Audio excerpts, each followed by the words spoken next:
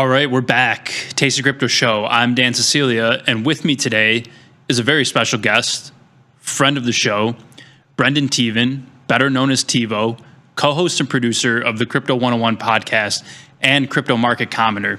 TEVO, welcome to the show. Thanks for being here. Dude, appreciate you having me. I know you came on the Crypto 101 podcast on YouTube. We had a great time. You gave the Crypt Nation listeners, as we call them, an excellent pick. It was, I believe, Zora. It was the coin around kind of content making. You gave it, and like 10 days later, that thing was rocketing, and our team was talking about it. And I was just like, hey, we had a special guest on the rundown who's giving out alpha for free over at the Crypto 101 podcast. So it's an honor for me to be here with you after a call like that. I mean, listen, that's what I'm here for. I'm just here to give out alpha, and hopefully the people kind of take it or leave it. But you know, that's kind of hopefully I can continue getting things right. But yeah, no, it was I really enjoyed doing the podcast. We've had kind of done this Tasty Crypto 1 collab a couple times, and I said, hey, we got to get you on the show. So, here we are. I guess getting into it, the last time we spoke, I think it was beginning of July or end of July, and we just had a big run up in ETH. Bitcoin hit an all-time high. I think a couple of things that I mentioned on that interview was that I would expect somewhat of a pullback or somewhat of a cautious optimism going into August, and here we are in September. Looks like we're trending sideways. So I guess I want to ask you, where are we in this cycle? We've seen this Bitcoin rotation to ETH and Sol. Do you think we still got legs here?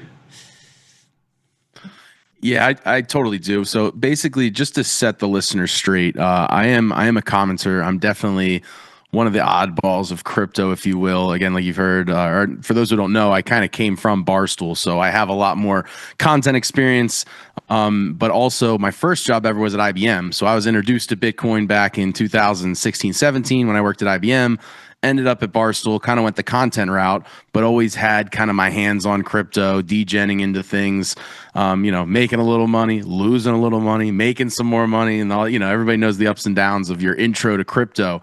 And then ending up at Crypto 101 and producing the show, I basically get full exposure to our team. So I'm sorry to give a broader picture, Dan, but I wanted to set the stage of like anything that I say, first of all, like yourself, not personal financial advice. I'm not a financial advisor by any means, but I kind of take in from all the awesome guests that we have, whether it's Matt Hogan from Bitwise or Jesse, Paul from Coinbase and Base.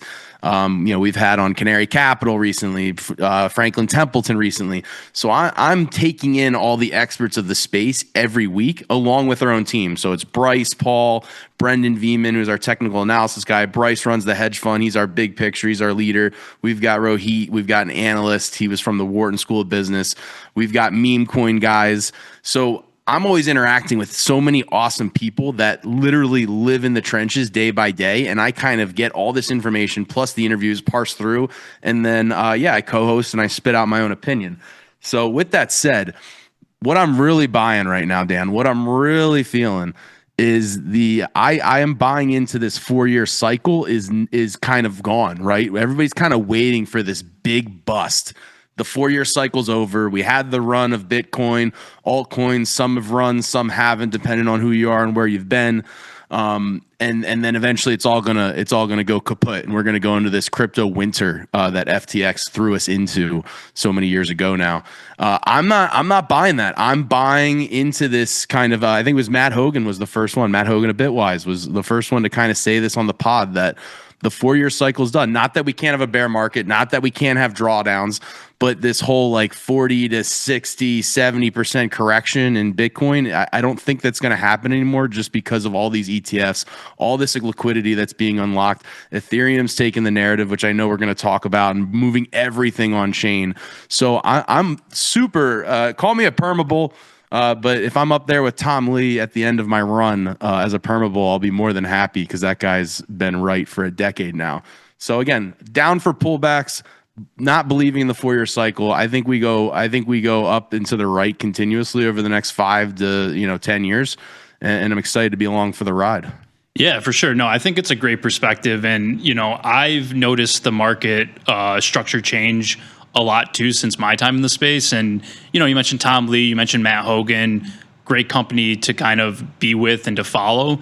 But, to your point, last cycle or the last, 2-3 cycles, since this asset class has become, a major asset class, we didn't have the ETFs. We didn't have the market structure support. We didn't have the institutions kind of giving access to, retail to be able to buy this through vehicles like ETFs. So, I do think that 4-year cycle narrative probably it's going to be tested. And right now with the way the market's reacting, I think Bitcoin, it trades sideways. It might see some pullbacks, but we track it here at Tasty. The volatility of Bitcoin has consistently gone down over the last couple of years. So going from this massive, crazy, volatile, super thin liquid, nascent asset class to one that's now supported by, MicroStrategy, the ETFs, some of these other crypto treasury companies, along with access to major markets like, major exchanges and retail having access. I think it does support the asset long term. So to your point, maybe this 4-year cycle narrative is maybe it's kind of dead. So we'll see. I do think that, given everything that's been happening over the last couple months and the support from, some of the regulatory bodies, probably is bullish long term for this. So, I do want to shift a little bit because I'm interested in your thoughts on this rotation to ETH and potentially SOL, right? Like we saw this rotation inflows into ETH in July. Obviously, you've covered Tom Lee a lot on your show. We've been seeing him in the media.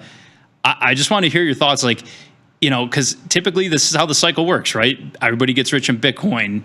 Then they take that profit, they rotate it to ETH. Then they take that profit and they rotate it out to altcoins or NFTs or whatever the flavor is of this cycle. But we definitely are seeing that rotation in ETH. I think we saw 9.4 billion of flows into ETH ETFs since July 1st.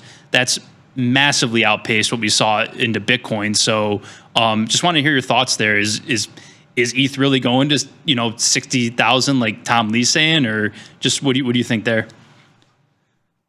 Yeah, I'm not sure if I'm able to share my screen real quick. I actually have a great take. Can you see that? Can you see that tweet? I know it's a little small. Are you seeing that, Dan, or no? Let's see if the guys can get it on the screen. If not, you can. All right, we'll do verbal meme, verbal tweet. This is a verbal tweet on X. So it's actually my fearless leader, Bryce Paul. So Bryce tweeted out this on April 22nd. He said, "I stand by my statement that the Ethereum revenge hike will be glorious." So that's what we were talking about over at the Crypto 101 pod in late April. We all know late April. We had the tariffs in April, and the market fell out of bed. Crypto fell out of bed, and this Ethereum was happening all over the timeline. I got to be honest, Dan, I started to have weak hands. My hands started to tremble. I went to my team and I'm like, listen, I've been a huge ETH holder since 2018-19, staked, haven't touched it. I watched Solana rip on all the meme coin stuff, right? There's that meme coin narrative in January. Solana's ripping, Ethereum's not following along, and then April, everything falls out. I'm like, hey, do I need to transition this? And my team, specifically Bryce, just said, hey, man, this revenge arc is going to be glorious. Don't, not financial advice by any means, but don't sell. LOL. And just, kind of where we are today. And again, I wouldn't say I did a full double down because that would have been a little much, but I bought the dip. And then Donna Sky, friend in the comments. I'm in on the YouTube, guys. I'm seeing the comments there. Appreciate you guys welcoming me to Tasty Live. Donna Sky said, could you comment on BMNR, Bitmine? And so we have covered Tom Lee. I'm a huge fan of his over the years over at Fundstrat. And as soon as they announced Bitmine, honestly, I missed it. That thing rocketed up. I think it was, don't quote me on it, but I think it was like a 10x in like a day or two. And then from that point on, I was like, I'm waiting for this thing to come back down. I'm waiting for this thing to dip. And then sure enough, I got in on some Bitmine on that. Okay, I see you guys are showing it on the screen. What a production crew. Amazing. Shout out to the crew there.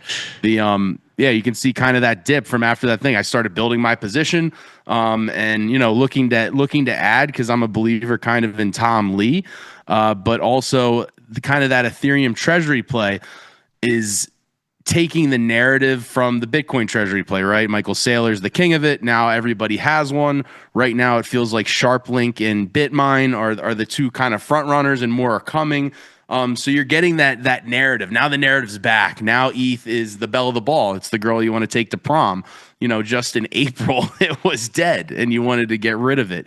And Solana was the belle of the ball. So there's always these narratives in crypto where, okay, you can have good fundamentals, you can have good technicals, and then once you get both of those with some narrative, that's when things rocket. And so again, I'm a believer in Bitcoin, I'm a believer in ETH, and I'm a believer in Solana, and that's kind of where I'm going to finish off this take, Dan, is eventually what's going to happen is, and I don't think we're quite there yet, but I think Ethereum still has some more legs into the end of the year, especially when you have people like Tom on national TV literally every day pumping the bags. But eventually what's going to happen is these Solana ETFs are going to get approved. The Solana treasury companies are going to start coming out of the woodwork, and we're going to get some, Solana's faster. Goldman Sachs is going to use Solana. JP Morgan's going to use Ethereum. Eventually all this stuff, these narratives are going to dance and do tangos with each other. And again, I think a tide lifts all boats, but eventually at some point the wind's going to change sails a little bit. And I think that's an interesting kind of narrative that you want to look out for. And that's why you listen to Tasty Crypto, Tasty Live. That's why you tune into the Crypto 101 podcast, because normally what I find, and credit to us, credit to you for picking winners, credit to us at Crypto 101. We've been talking about this Ethereum narrative for months, kind of leading up to it. And then to finally see it happen is awesome conviction wise. Yeah, it definitely tests your conviction, but you've been a participant in the space. You're surrounded by super smart people over at Crypto 101. People see it. Like when you have that experience, it's kind of, your conviction gets tested, but it's what you do. You hold that conviction and you just know that rotation's coming, right? That narrative's going to hit. And, I felt the same way, right? Like I was there, last year listening to people say ETH is dead, all the commenters that, it's too expensive, it's slow, blah, blah, blah. But, if you actually are deep in the space and you're using it and you're listening to smart people and you're following, great content like you guys produce over at Crypto 101, like what we do here, you know that that's not true, right? You know that to ignore some of that. So it's kind of that asymmetric reflexive bet, right? And, you mentioned it too. It's where that narrative meets the price action. You get that huge spike, those huge reflexive moves. That's what makes this asset class so fun to trade. And then you're looking for the next thing. So, you mentioned Solana, you touched on it a bit, but are there any symbols that stick out to you? I think one I follow is UPXI. Upexi is one that's a treasury company that's just announced they bought 200 million shares. I know that those ETFs are going to be approved soon. Another one was Sharps, STRS, I think. Sharps Technology, STSS. Is there anything you're following there on the Solana front, or anything that you're taking a look at? Not quite yet. Nothing's on my personal radar. We did have Soul Strategies on the podcast. They're a really awesome, interesting group that again are all about Solana. Right now, just because you can get great APYs on Sol, I'm just kind of a holder and staking, but definitely looking out for that ticker symbol that you might want to jump on again to get that alpha, like a Bitmine, right?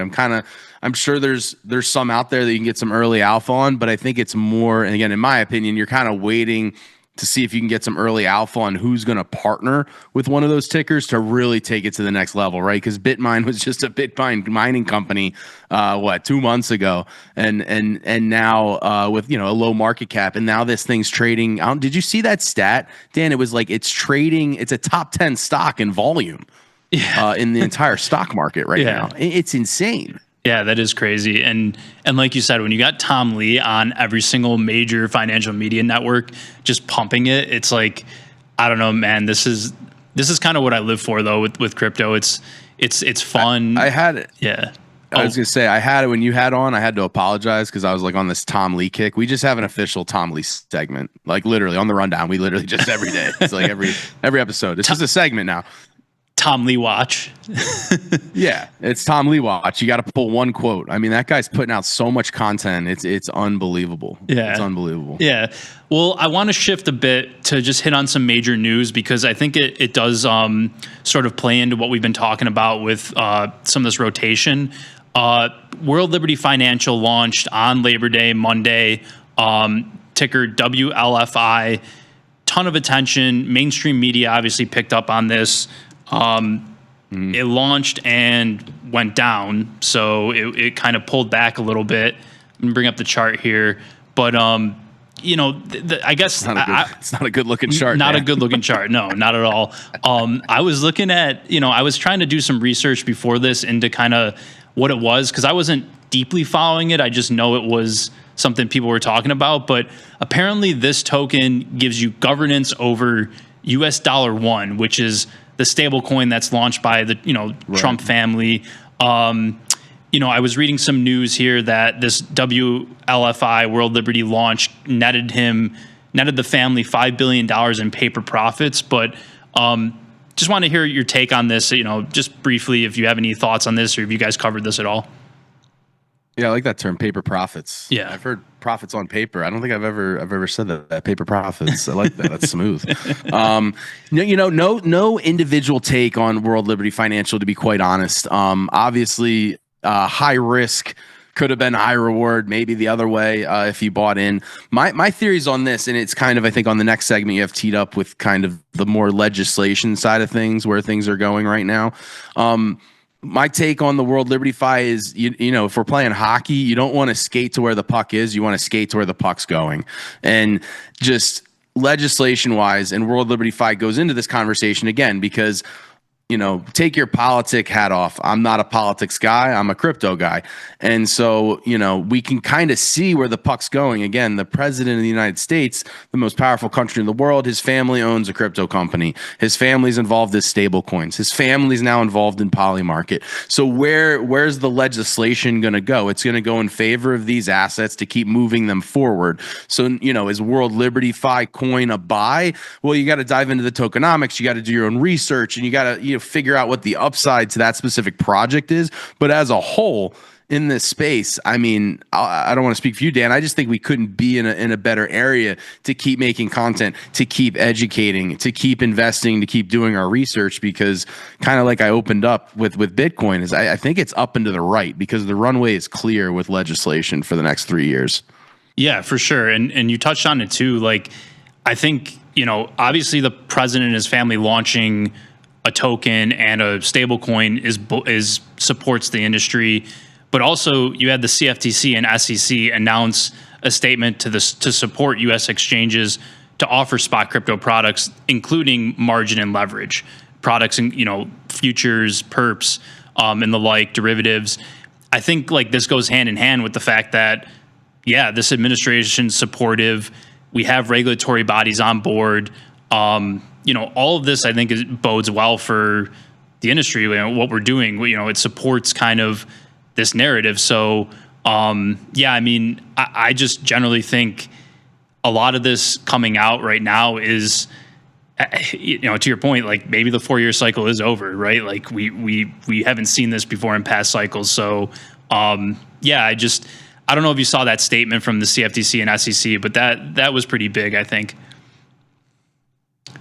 Yeah, it's all about clearing the runways, whether it's kind of crypto IPOs, which I know you wanted to talk about in this segment as well. But the legislation's coming. I think there's going to be clear winners. You got to try to find them. I mean, in my opinion, and I'd love to hear yours, this is kind of what something we've been looking into is like, is this legislation, is there going to be a world where Binance might be the biggest winner if they get, obviously everybody kind of knows Binance is the largest and the biggest in the world, and then Binance US not as good. Is this going to open up the floodgates for somebody like Binance? Is World Liberty Fi going to get kind of the red carpet to be a huge winner. And then obviously with the crypto IPOs, the Krakens, the Geminis, the Weebles, like it's an absolute parade, whether it's TradFi or crypto, for legislation and just coming to the markets. Yeah, exactly. And I do want to touch on some of the IPOs that went live, these crypto IPOs, but I think one of the things that's interesting to me about this legislation, this regulation coming for the industry is, does it boost stuff? Companies like Binance, companies like OKX, Coinbase, Robinhood, or does it boost legacy companies like CME, SIBO, NYSE? Does it carve out something for the incumbents? That's where I wonder where that tension will hold is, does these regulatory bodies, especially in the States, is it giving a boost to incumbents, or is it allowing for more competition to come in from some of the major players like Binance? So, that'll be something we'll have to pay attention to and look at. But I think specifically to this CFTC and SEC statement, it allows the new U.S. exchanges to offer these products, which is something that I don't think they really have done before, at least spot products. So, we'll take a look at that. It's definitely something I'm paying attention to, given that's what we do every day. So, real quick, I did want to touch Gemini. So another exchange, Gemini, Winklevoss Brothers, they announced their IPO, the plans to IPO for the company Galaxy, which is another crypto investment company, went live bullish earlier this month, earlier in August. Do you think some of these IPOs is this late cycle activity, you think, or is it just, hey, let's take advantage of it, it's open season? So glad you asked, Dan. And this has been a take that I've had over at the Crypto 101 podcast for a while now, about 3 months, since Circle, to be quite honest. And with Circle and I think you got to throw Robinhood in there, not because it's an IPO, but because the absolute rocket of a move that it's had the last year to 2 years.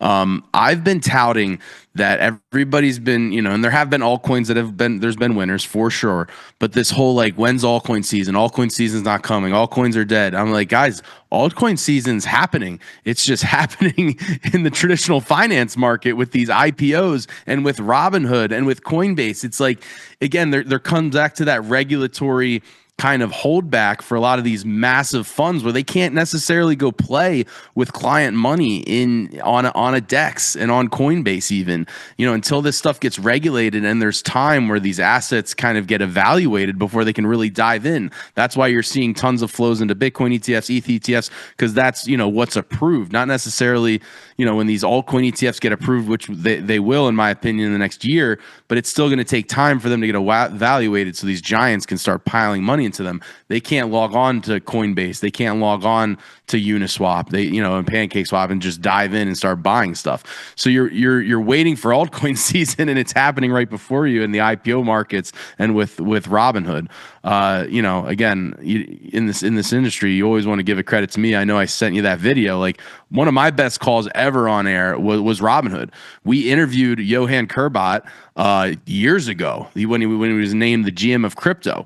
And now he's giving, the speeches on the Robinhood Lives about what they're announcing. He came on our pod and pitched us this vision of Robinhood crypto. And I went on our podcast after, and I was just like, guys, is anybody counting crypto into Robinhood's price at $8.50 a share? And the answer was no. I put a call out there. I was like, hey, if crypto and Bitcoin take off, Robinhood's going sky high. And that was at, again, $8.50. And we rode it all the way to 100. So that was an absolute W.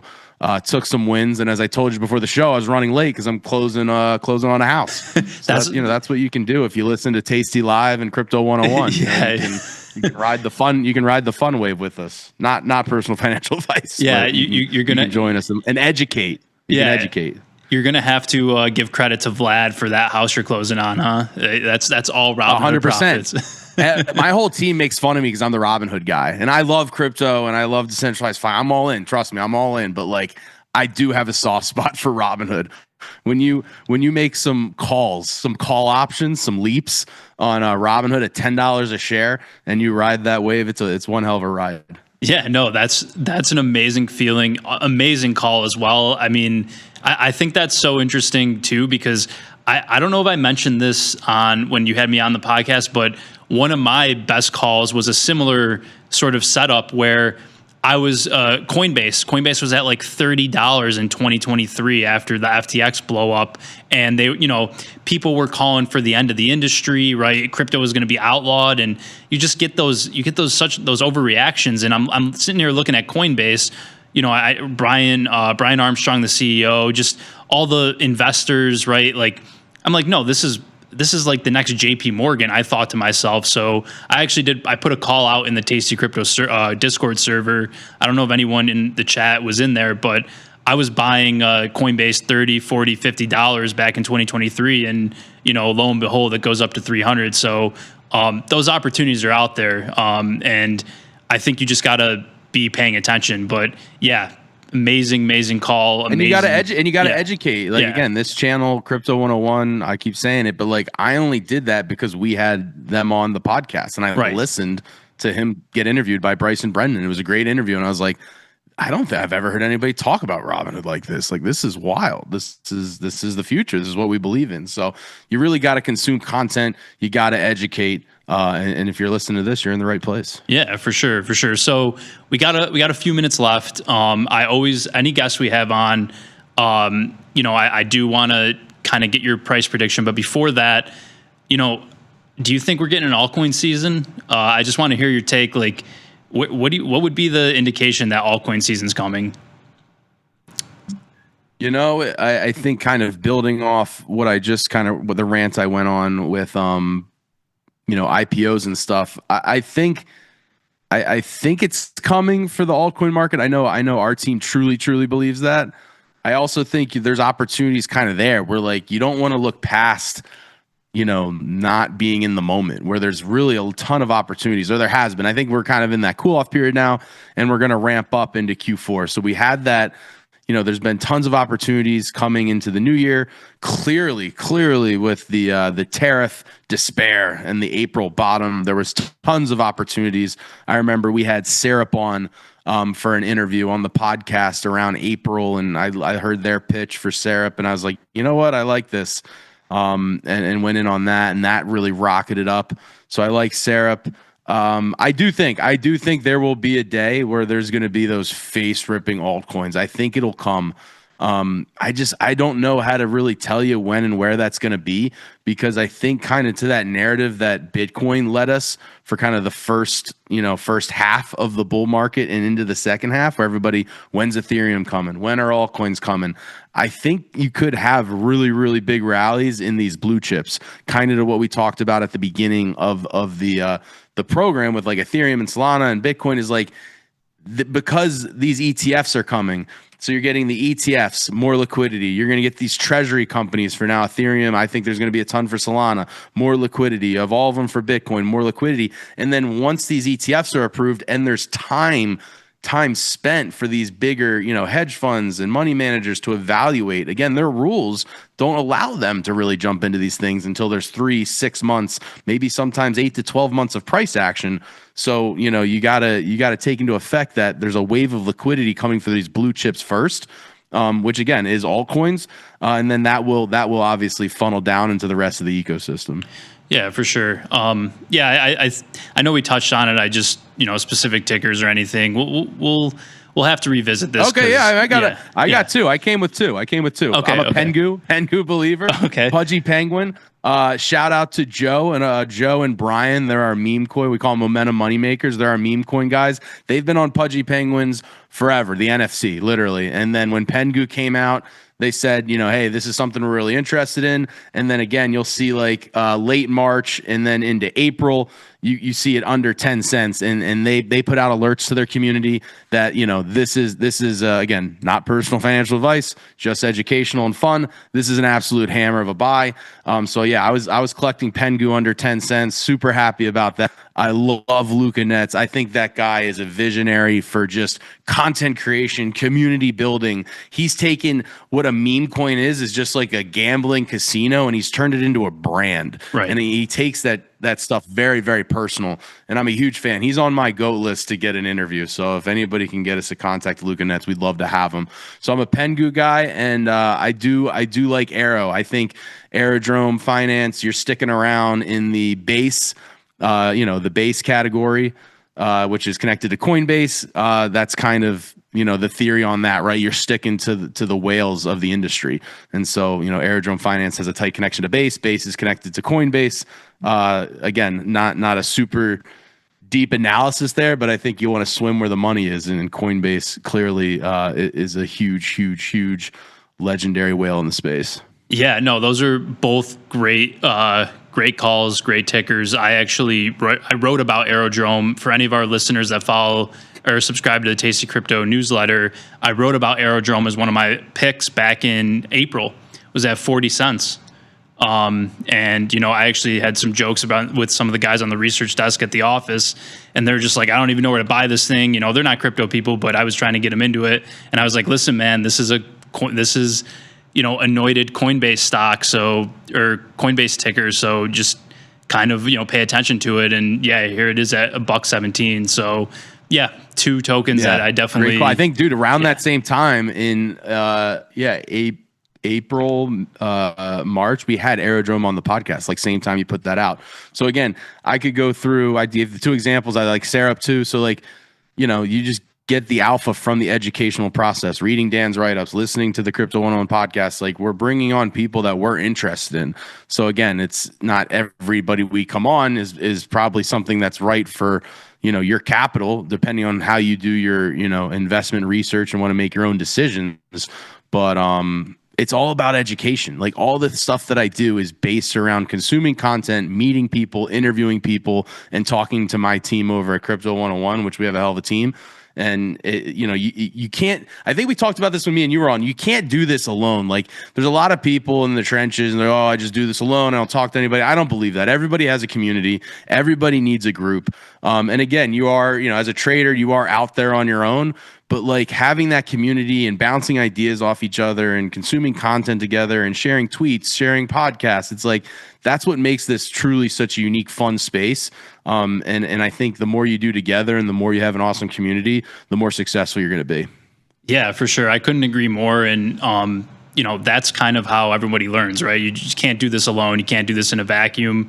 You got to get out there. You got to talk with people in the space, listen to, consume content, take your lumps, take your licks, and just, keep participating in the space, keep paying attention, keep trading. So, I love that. One last thing, I got to do it because we do it with every guest.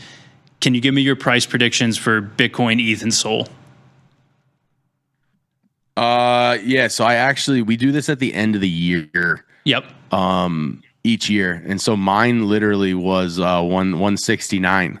So last 2024 December was 169 for Bitcoin. So I'm still in the running. I'm going to stick with it. That would be pretty cool to be able to pull that clip and be like, yeah, I said this exactly a year ago. So I'm going for 169 for Bitcoin. Can you pull up the Sol chart for me? I haven't looked at the Sol chart in a couple of days. The for Ethereum, I think we make that run, right? We're gonna make that pop. I think we're gonna break that 5K number. I'm gonna go with we'll go 6,900 for ETH. You can tell there's a theme here. We're 169, nice for Bitcoin. 6,900 for ETH, and then for Solana, let's see here. We're definitely gonna. You think we're gonna break that support? I mean, I do. I just think Solana's the next narrative. I think that's the next narrative. I know we had that meme coin. Yeah. No, sorry. Go ahead. I just just coin phrase. Do you think that's going to come back? Do you think the meme coins come back by the end of the year and like kind of take the forefront, or you think this is a blue chip lead off? I think that meme coins kind of are the NFTs of this cycle. So I think that there's going to be a lot more with that creator, that like content coin, creator coin, that narrative I talked about with you last time with like Zora. I think Solana with all their launch pads, you'll get a couple, really high, high attention influencers that'll launch a token, and that's kind of what'll take off. Right now, we've kind of, with these meme coin launch pads, we've kind of had this like, I don't know, just anons or just funny memes or whatever, but we haven't had like the Kai Kinets or the Mr. Beast launch yet, and I think we'll see that next. So yeah, I'm gonna go. All right, my soul price we're gonna lock in. It's 333. Lock me in at 333. Okay. 169 for Bitcoin, 6,900 for ETH, 333 for Solana. Awesome. Okay. Well, hey, before I let you go, TEVO, can you let the audience know where can we follow you at? Where can we find you? Yeah, if I haven't pronounced it enough, we're over at the Crypto 101 podcast. If you're on X, it's at Crypto 101 Pod, and then YouTube Crypto 101 Podcast. Obviously Apple, Spotify, everything. We've had Dan on before. He was awesome. We'll have him back for sure. But check us out. We have a lot of variety, like I talked about with Bryce and Brendan with interviews. We do technical analysis with Brendan. We've got meme coin specific updates. We really have a buffet of content over there, from interviews to kind of rundowns like this, and tutorials. So check out the Crypto 101 podcast, YouTube, Spotify, and X. Appreciate it. Yeah, appreciate you. And, that's all we have for today. We'll see you guys back here on Monday. With that said, I'm Dan. Peace.